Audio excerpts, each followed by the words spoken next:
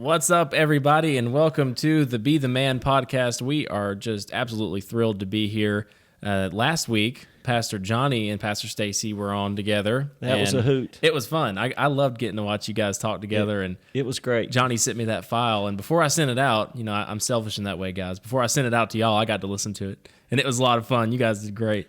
It was a ball. Yeah, Johnny's good at that, man. He is. Johnny's got really that. good at He's got that flow, man. But we're excited to be here. Welcome if you're joining us on YouTube. Yeah, we can it's good to see y'all. We got this new setup.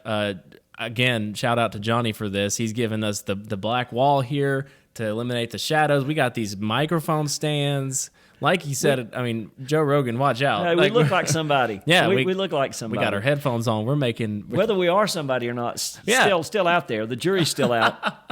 but we look like somebody. So, Pastor Stacey, what's been going on? I mean, if you want to highlight, I think it'd be cool to highlight what happened this weekend. Oh, I think it'd be great. That was very I will pertaining. say this, too. I'm starting to sound like somebody. Before I start highlighting, you guys, this is the first time I've had a set of headphones on while we're doing this. And I told Eli he's got me sounding deep and that's right. and just super resonant. So I hope I hope we don't put him to sleep. We were talking about that. I hope I can keep you guys awake. Yeah, we got the there. low EQ. I hope we can. Yeah, we just actually got back. This is crazy. It seems like I've been in podcast mode for a week now, just laying down stuff. But we took a group of people to Pigeon Forge. Yep. Eli got a big old cabin that was nice. Group of people, particularly couples. There was 10 couples there. Eli was there as well, from a technical standpoint, and certainly from an input standpoint, he was there.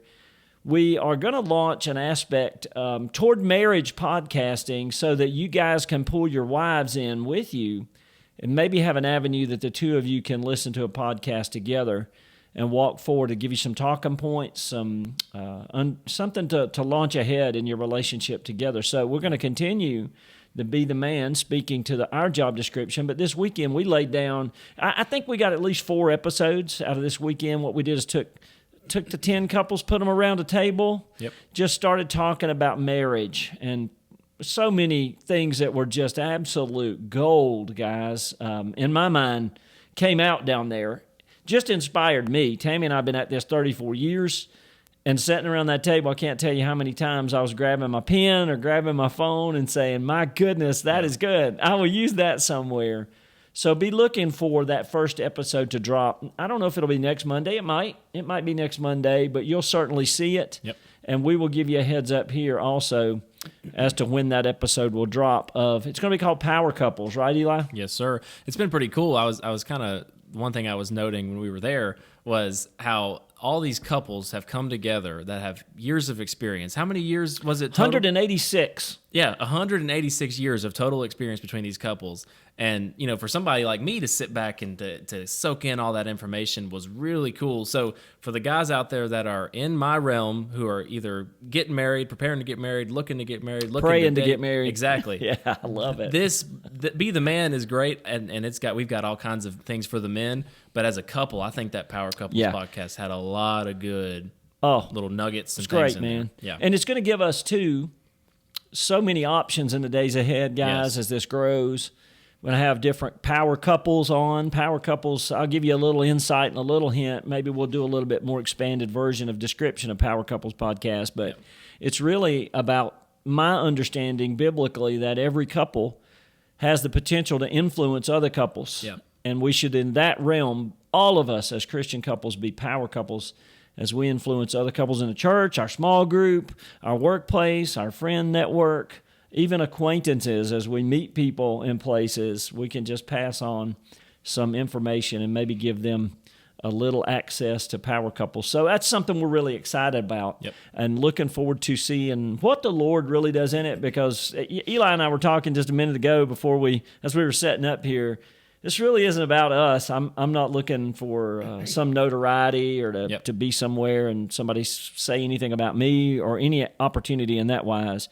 I'm really looking to glorify and honor the Lord through what we're doing first and foremost, and then maybe just help some people along the way if we possibly can. Because Sunday, as the Lord would have it, I didn't really plan it that way, but I was in Colossians teaching on marriage relationships a bit on Sunday. Yeah. So pick that up. Jump in there, pick that up. There's some good stuff there, a little different vein from a pulpit perspective, but just seeing that God has marriage in focus in our mindsets is a good thing in these days, because that institution is really under fire. Yep. It's harder than it ever has been just to maintain the home and a marriage relationship. There's more distraction out there, more competition out there, more traps out there, the enemy that can trip you up and make you stumble in your marriage. So take advantage of all these resources that the Lord is putting out there, guys, to be able to be the man. That is our aim right there. I want to undertake my job description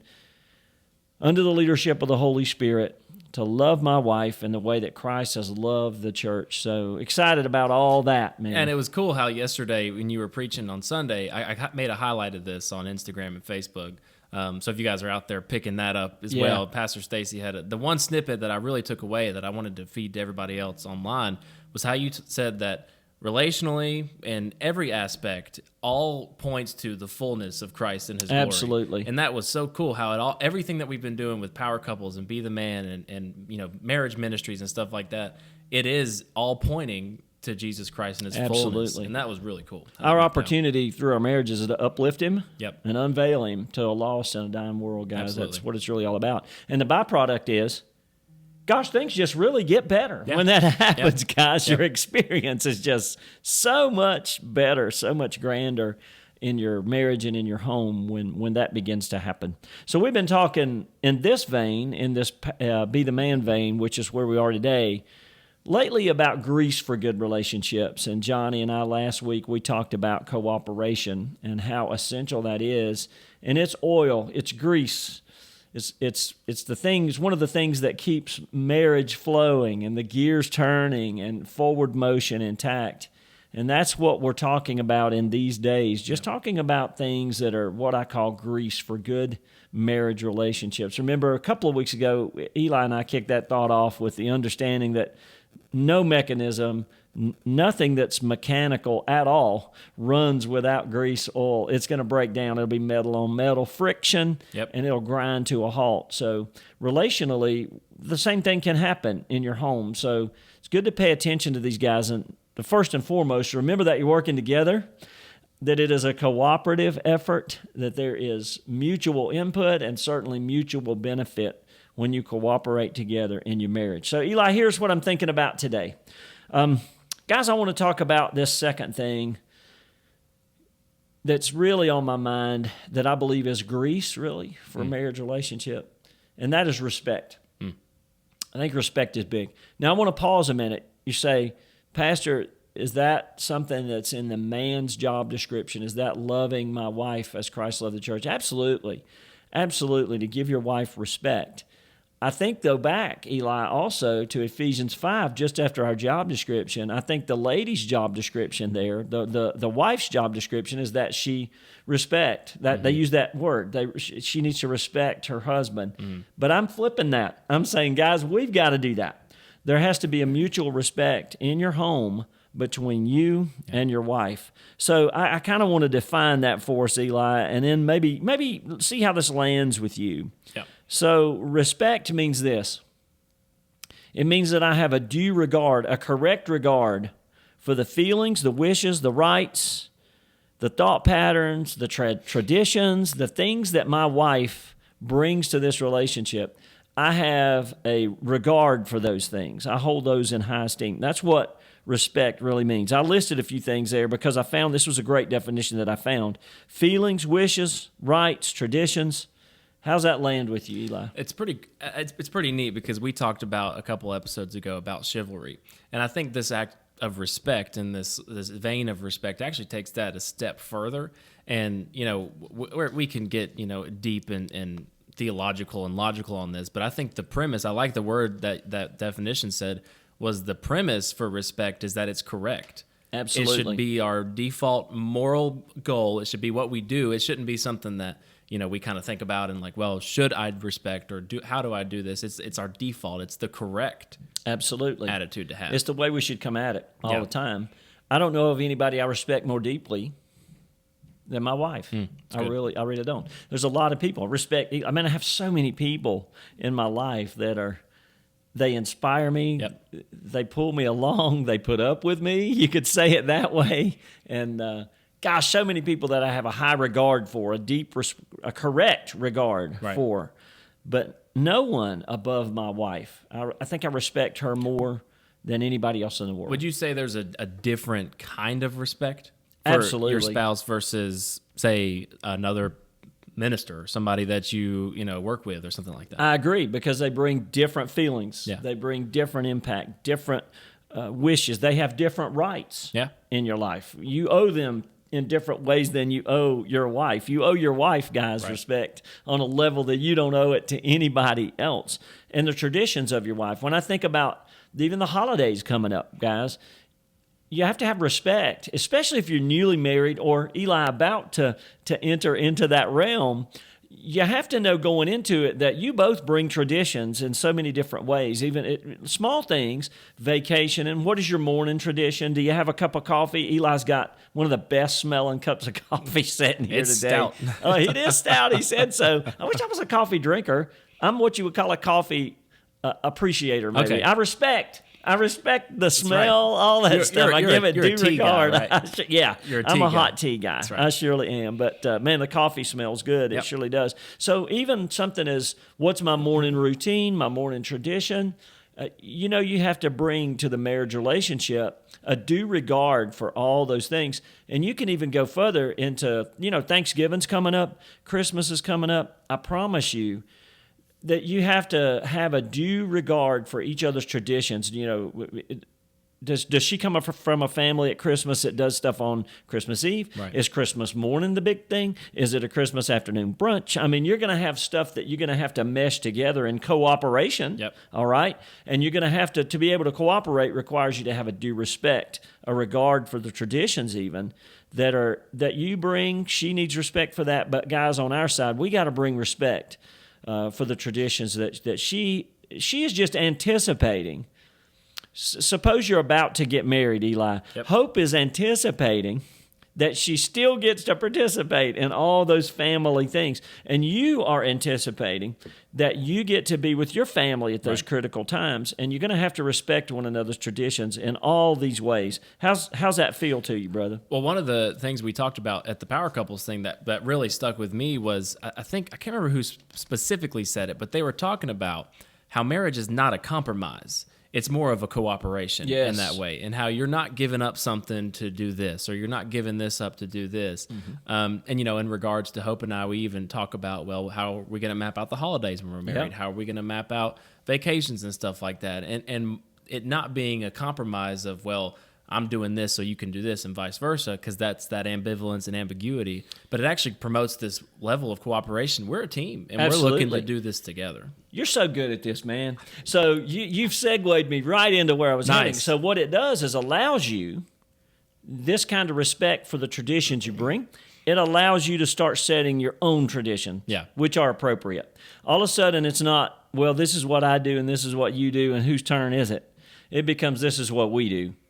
Yeah. When you have that due regard coming in, all of a sudden you're able to build your own traditions coming out. I have two daughters that are both married early in their marriages, relatively. One very early, only months in. And Mom and I, from the jump, have told them, you guys need to build your own traditions. Yeah. Christmas morning, you need to be in your house. Doesn't matter if you've got kids or not. You need to have a moment where you start setting your own traditions. The first Christmas that you're together, you need to decide, what do we want to do? How do we want to go forward and build our own traditions? So, guys, you have to have respect for all these things. Let me walk through those 4 thoughts right quick, and then maybe we'll do a little bit of application. I like to do something a little on the practical realm if I can for you each week. So let's think about, hey, I got to learn to have regard for my wife's feelings. That means that what she feels, guys, a lot of times we think that, well, this is a logical discussion we're having, but really marriage, we talked about it again at the Power Couples Conference. It's an emotional connection. There's such a deeply emotional connection. So you have to have respect for, how does this make my wife feel? Right. And how does she feel about this? So we have to be careful, guys. I think one of the pitfalls that we have as men is that we begin to try to tell our wives how they should feel, or try to tell them how they shouldn't feel. Yeah. Okay, well, I'm this. Well, you shouldn't feel that way. That's not what she wants from you guys. Let me give you a little insight. That is not what she wants from you, is for you to tell her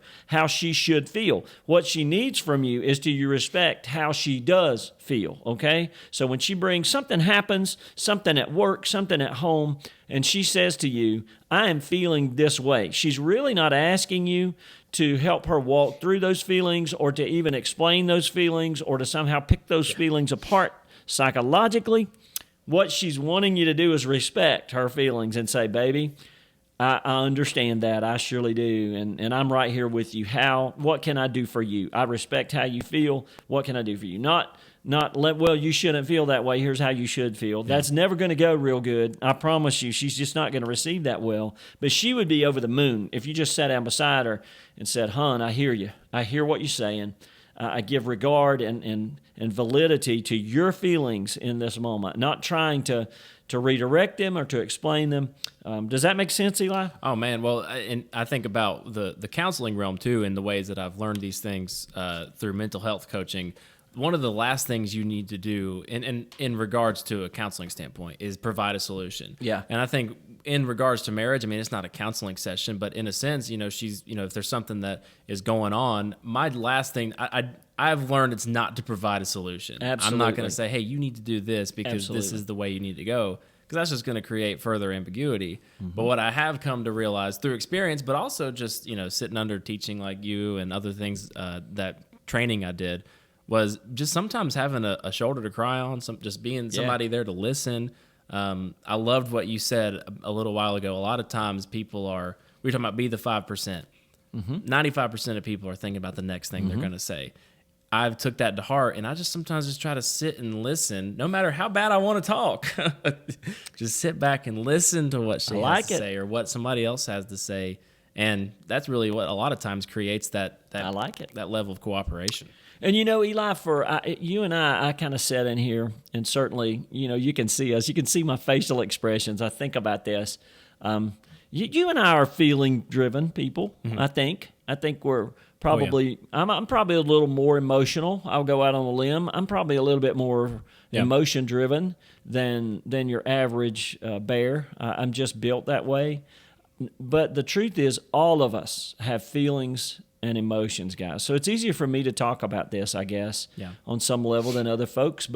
And somehow we as men look at ladies and think that they are a lot more emotional than we are. Maybe that might be the case in your relationship, that your wife might be more emotionally driven than you. But I've seen it the other way. I've seen it where the male in the relationship is probably more, driven by feelings than the wife is. But it doesn't matter. What we got to get to is to understand that feelings in all of us are valid. And what we want from our wives, guys, is for them to understand us and respect the feelings that we bring to something. And we must give that also to them. So make sure that when your wife comes in and she begins to express how she feels about something, to give due regard to that, guys. Give her room to be able to express that. As Eli has so wonderfully said, sit down and engage with her, okay? And say, baby, I'm right here with you. I hear you. I hear you. I hear you. And just give regard to those feelings. Would you say that in regards to that, like understanding those, or at least listening to those emotions and respecting them, sometimes doesn't mean that you're not going to understand them to a degree. Yeah, I think feelings and emotions are the most difficult thing to understand. They're just not built to understand on some level. I mean, you can begin to speculate, right? But at the end of the day, it's not something that you can logically parse and break down to the nth degree. Yeah. So I think that's a good insight, Eli, for sure. What we're after is just, guys, again, grease. You want to grease up your relationship with your wife? Oh, my goodness. Start to give regard to her feelings about the kids, about finances, about just the temperature of the day, about something happen, the workplace environment, whatever she's got, her relationship with her siblings, her relationship with her family, whatever's going on, anything that she's got, begin to give due regard to those feelings. The last thing you want to do is brush them off. Secondly, how about her wishes? We're talking about dreams so much. What are her desires in a given situation? We can talk about dreams on the long haul, but even what about just a momentary wish? Hey, I would like to go here to eat, or I would like to go there. If you lead, I'm gonna think about this. You can't lead with no with your wife, gentlemen. You know, there's a business principle that folks have told me that good leaders lead with no. They start with, can you do this? Can we do this? No. And you can always back down from there. But if you lead with no, well, I'm here to tell you, in your marriage relationship, that will not work, guys. Do not lead with no. It will not come out very well. There will be a negotiation, but it will be the kind of negotiation that it will not fall out good for you, and you will not enjoy it. I promise you. So don't lead with no. Give good regard, okay, to your wife's desires and wishes about the marriage, the business parts of it, the relational parts of it, all those, the child rearing, administrative parts of it, whatever it is. Make sure that you give regard to the wishes that she has, the desires, the input, the opinions that she has and brings to the marriage situation. How's that? How does that impact you, Eli? What are you thinking? Well, whenever we sit down, Hope and I, we sit down and discuss, and really not just from a short-term standpoint, but really a long-term standpoint. A lot of times, transparently, sometimes our dreams and our wishes are not exactly the same. Yeah. I have a goal that I want to be at in 5 years, and she has a goal that is different than mine. But at the end of the day, us sitting down together, I noticed from after the Dreamer podcast, when I sat down and we went on our little Tuesday night weekly date, man. I'm dream date. Like what are your dreams? And really, even though we didn't align on everything, she was almost amazed and taken aback that I was interested in what she was dreaming about. And that's the bottom line, isn't it? Exactly. And a lot of times they're just, fun things, or even they're just, what do they call them? A pipe dream or something like that. Like, that's a long shot, but Put let's it at out least there, talk man. about it. Absolutely. So that kind of thing. I love dreaming. It's life-giving. It's cool. Man. It is. So you give due regards to that. Yes. Her rights. Okay, now wait a minute. That's a little tricky. So I'm going to give regard to her rights in the relationship. So, I have heard over the years, and again on Sunday I read this out of the scripture. I quoted it. Man, your husband's the head of the wife.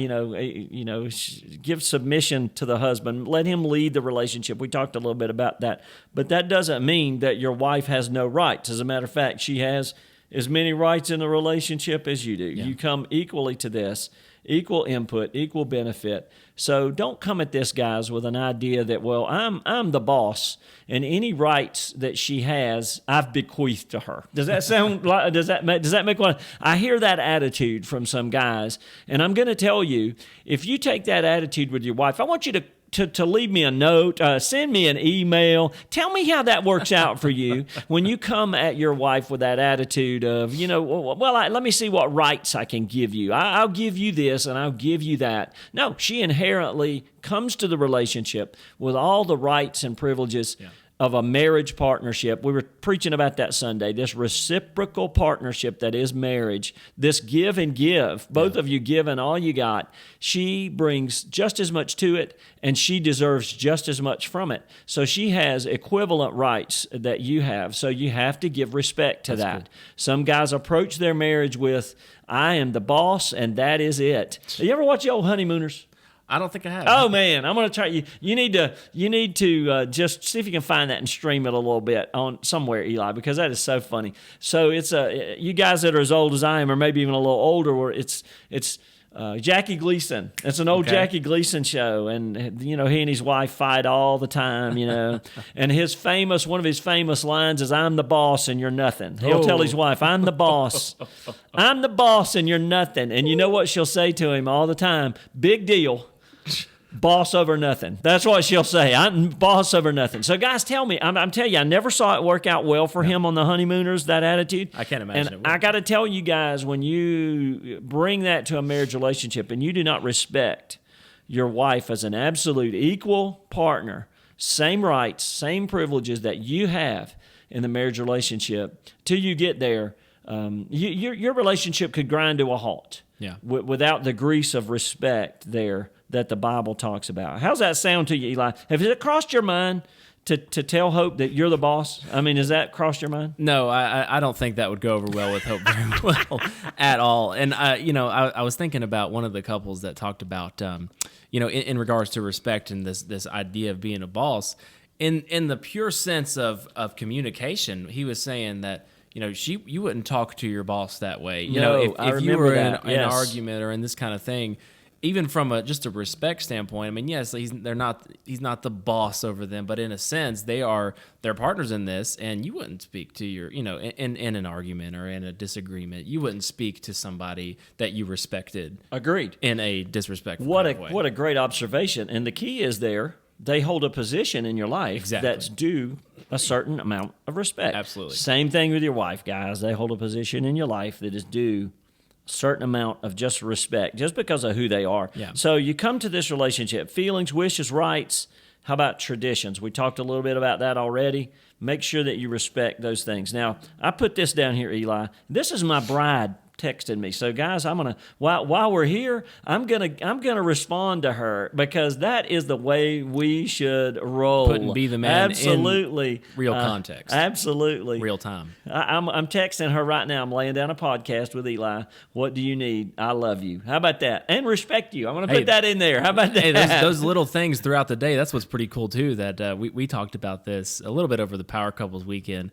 But one of the things, I think it may have been, maybe it was JP saying this, talking about how throughout the day, if he just sends a little text, how far that goes, and it shows that extra level of respect of, hey, I'm taking an extra amount of time today to encourage you throughout your day. I know you said that in your sermon on Sunday too about, Tammy actually sending you, hey, you got this. I'm respecting you. I'm showing you this respect. And that was cool. I awesome, like that. dude. It's been pretty cool to see how those kind of things play out. Absolutely. And guys, I wrote this down here so I wouldn't forget it. It's up to us to take the lead in this, even though, and if I were doing a ladies podcast, or if my wife here doing one, she would say the same thing to you ladies. It's up to you to take the lead in this. But isn't that the beauty of this? Yep. So I'm speaking to you men. It's up to you to take the lead in this attitude of respect that needs to exist between you and your wife. Even though the job description of the wife says, see that she respect her husband in the last verse of Ephesians chapter 5. I think that there's a mutual respect that is due our wives that has to exist between us. So biblically, we might see that as the wife's job description and just put it off.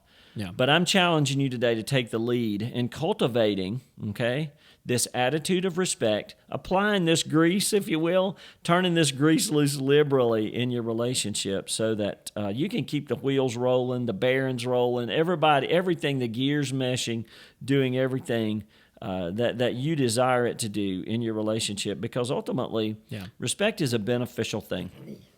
And I think and those three things, the feelings and all the other three things, actually cap off with that idea of respecting traditions, because a lot of these things come from traditions. Your feelings, how you grew up may come from a tradition, or, how you were raised, or one of the things that Hope and I have talked about was how we were actually raised and grew up in two completely different environments, coming into one and recognizing that, hey, we have different traditions that affect all three of those things, or all four of them really. And then these traditions, these things that expound in our lives, we've had to more than respect them, but be a part of one another. Absolutely. In that realm. And they change, man. Yeah. These things change. Wishes change. Yep. Traditions change. All these things change. So give respect to one another, and you'll be able to grow together through the different seasons of life. There was, again, you'll love this podcast, so many goals in that Power Couples, so much gold in that Power Couples podcast. Yeah. But that was one guy that brought to the table down there, be able to change. Yeah. Different seasons in your marriage. Understand that you need to sit down and reevaluate those things, and that's respecting one another enough to come to the table and do that. All right, two things. I don't know how long I've been going. I feel like I've been talking a long time. I'm sorry, guys. Two things that I just want to sow into your thinking about respect that really, these are the practical thoughts. Respect to me is something that's earned, okay? Yeah. You earn respect from someone. They see your behavior. They see your posture. They see who you are. You treat them over time in a certain way. You give respect in a certain time. All of a sudden, you get respect back. So, guys, I hear guys all the time say, my wife just doesn't respect me, Pastor. My wife doesn't respect me. And my question would be, how deeply are you obviously respecting her? Because when you begin to do that, it'll facilitate her respect in your life. So respect is something that just doesn't appear out of thin air. Yeah. You got to cultivate it, and it's earned in your life. How's that feel to you, Eli? I mean, and that's a life thing, with everybody. When you've learned, one of the things I was learning growing up with my dad was, you respect authority, you respect the people that are in authority over your life, and you'll see that respect given back unto you. Absolutely. Because you show that to them, and they'll reciprocate it because they respect that you're respecting. Absolutely. So that's pretty cool. One of those things that's earned, guys. You have to say, all right, if I read the scripture and say, man, my wife needs to respect me. Why does she not respect me, Pastor? And that's where it comes from when I'm in a counseling session. Why does if she would just respect me, then, I find it hard to believe that any husband that was respecting his wife's wishes, desires, traditions, her feelings, her rights in the relationship, I just find it hard to believe that someone who's doing that would have a hard time receiving that. I think that I think the natural outflow from your wife would be, now it can't be 100%, I understand that, but I think likely the natural outflow would be that your wife would respect you back. So remember that that's something earned. Again, we need to take the lead in this, guys. We need to take the lead in this. Think about this and tell me what you think also, and I want to encourage you guys toward this idea of respect with this, that respect is empowering. Respect is empowering. It is something that takes you to another level. When you know that your wife is looking at you, I'm going to make it personal to you. When you know that your wife is looking at you, the thing you do for a living, the thing you do for your recreation, the way that you treat other people, and when you know the thoughts in her mind are as she expresses them to you, my goodness, what a guy, what a man this really is, and you know that she is paying you that respect. How's that make you feel? I think respect to me is important from anybody, but I don't think there is anybody else that I long for their respect more than Hope's. Absolutely. And I think that is the most empowering thing when I know that she respects me, and I got to give that respect so it's reciprocated. But just in the pure sense that she's respecting me, showing me that respect, it kind of makes you feel like, yes, hey, I'm the man. I'm doing something right. You know what I mean? Yep. Absolutely. And I think that's pretty cool in that whenever I start showing that and she starts showing it back, it's really that her respect is the most important thing to me, that above anybody else. And in reality, you would give away every other person's respect as long as you had hers. Right. That's how critical it really is. And guys, it's empowering. So flip that around now. I kind of asked you that and think about it introspectively. Now think about it. What do you think when you respect your wife in the way that we've talked about today? Think about how that makes her feel. Think about how that empowers her. And you have essentially increased her bandwidth, her ability to operate in life and be successful. You've even increased her boundaries. How about that? I'm alliterating stuff and not even trying to here. So you increase her boundaries in her life. The range of her life, how far she can go, you have empowered her in a giant way. When your wife believes that she has your respect, again, above all others, that when there's a chance for you to see, oh man, I got to do this or I got to do that for this person, but if it's going to cost you some respect level in your wife's eyes, or if she believes, oh man, that person is getting more respect than I am, guys, it isn't worth it. You want to empower your wife to the nth degree. Increase her boundary out there so she can go further and do more than even she believed she possibly ever could. From a really, really practical, example that I can think of, when Hope is, in my mind, the greatest singer that I've ever heard. Woo! Right? She's good. And I promise you, brother. Whenever we talk about music and talk about things, she knows that, like, of my background, I know her background. We've been around well-respected and good musicians. But in my mind, by me showing that respect of, hey, I not only respect her as a musician and respect her musical insight and opinion, but I actually firmly believe that she is one of the greatest musicians that I've ever seen or met. She's great. It empowers her, and it empowers me from a musician and ministerial standpoint. We're both building each other up, saying, you're doing great at this. And I'm not just saying that, but not even from a bias perspective, I genuinely believe that's the reality. Yeah. And think about it when you're married. I think there again, all these love languages that we talk about, but some of them are respect builders or empowering in a way that show and demonstrate respect. Yeah. You know, I don't think I've ever felt more empowered than Tammy to say, "You're the greatest dad." Our girls are so lucky. I just respect you, what you've done in their life, the example you. And dude, you don't think I can tackle the world? I could kill a bear somewhere with that kind of energy that comes from your wife. You think you can do anything at that point? So if it means that much to me, I know it means that much to her equally. We talk about equally bringing stuff to relationships and equally investing in relationships. Yeah. But we equally benefit from marriage relationships. And guys, I want Tammy believing that in every aspect, because truth is, in ourselves, the enemy works in self-doubt. He really does. He sows into your spirit. Yeah. Everyone's spirit on every hand's turn. You're really not as good as other people think you are, and you really are treading on thin ice, and I'm not sure you're going to be able to do this. Yeah. And when you have someone in your corner that says, yes, you are that person, and even, you know, who you are, he'll start picking away at that. Well, everybody thinks you're this, but you know who you are. In reality, none of us are anybody outside of the Lord Jesus Christ. And in my flesh dwelleth no good thing. Thanks be unto God for the blood of Jesus and his righteousness in me.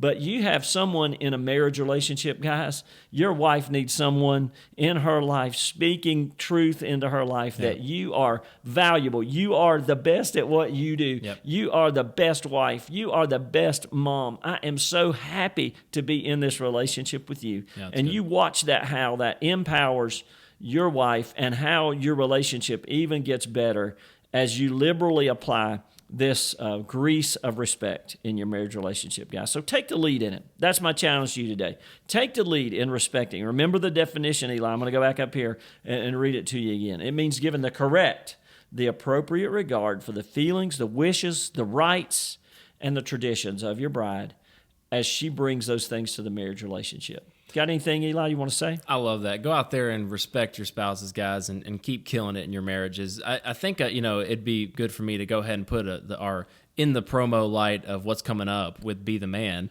You guys mark on your calendars January 19th. That's the correct date, I'm pretty sure. I think that's right. January 19th, we're going to be doing a Be the Man live experience right here at Trinity of Fairview. So if you are out there and you listen to this podcast and you're a consistent follower, I know there's lots of you guys out there. You're welcome to come out here to Trinity of Fairview. We're going to have Tilley. Yes. We're going to be doing a live podcast experience, special guests, that kind of thing. We're going to sit up there in our Family Life Center and just kind of talk away about some of the topics. And also, we're going to have a little something extra for you guys. So I'm excited. Once we get that set in stone, I'll tell you what it is. But we'll be giving something out for you guys. So come out and enjoy that. I think that'll be a really cool. You won't time. want to miss it. It'll be special. It'll be really special. We love all you guys so much. I love Eli. I love being here with him. And you guys keep tuning in. Thank you. Thank you for the honor. We respect you guys for tuning into this, investing in your marriage in this way. I respect you for that, guys, and we love you deeply. You got anything you want to let them go with, Eli? Leave us a like, guys. Leave us a comment. Make sure you share this out with your friends and family and other people who might need a little bit of Be the Man encouragement. Woo. We appreciate you guys, and we'll see you next time. Thank you.